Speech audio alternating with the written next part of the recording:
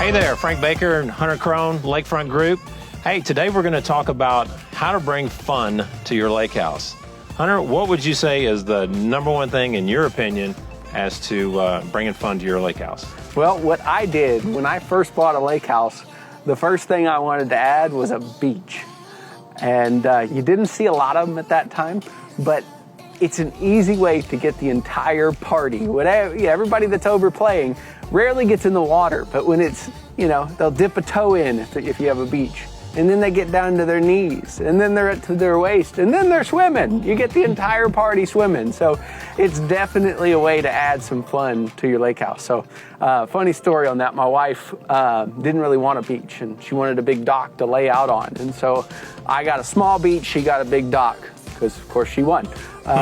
But she wanted to go lay out, and it was like 100 degrees outside, and so she went on the dock, and she came back in 5 minutes later and says, "Man, it's way too hot out there."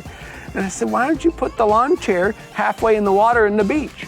She never got back on that dock ever again. And the next house that we bought, which is right around the corner, we have a much bigger beach now and a much smaller dock. Okay. Well, he's going to be on the couch tonight because Ashley's going to hear about this.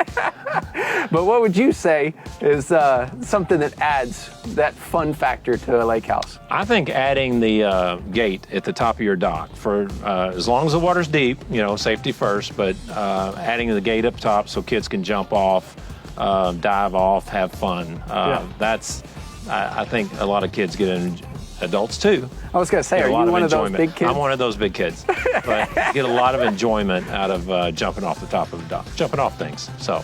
Absolutely. But again, safety first on that one. For sure. What else? Let's see, rope swings. That's, when people think of lakes or rivers, they think of rope swings.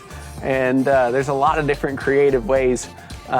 Chip Bryant is actually about to build a rope swing for us. A huge metal tree, because we don't have that perfect tree that angles in the right direction that we can hook to.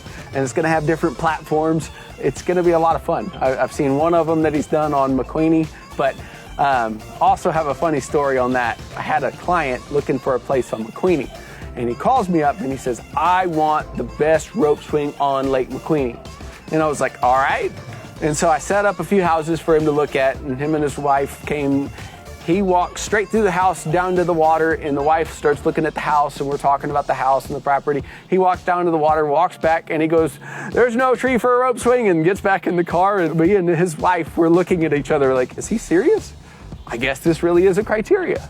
But I tell you what, that guy had the best rope swing on Lake McQueenie. Oh, he found funny. The perfect house. That's funny. My next favorite is slides. I love to see kids sliding down slides, even big kids like myself. But I love seeing the slides.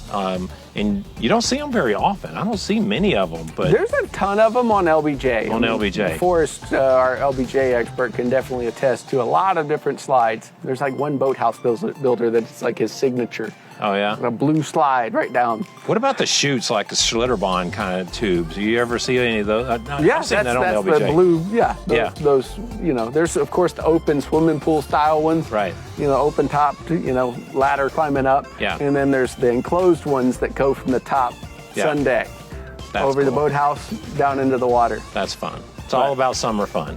This is our list of ways to add water fun to your lake house. If we missed anything, comment below and let us know. Have a wonderful day.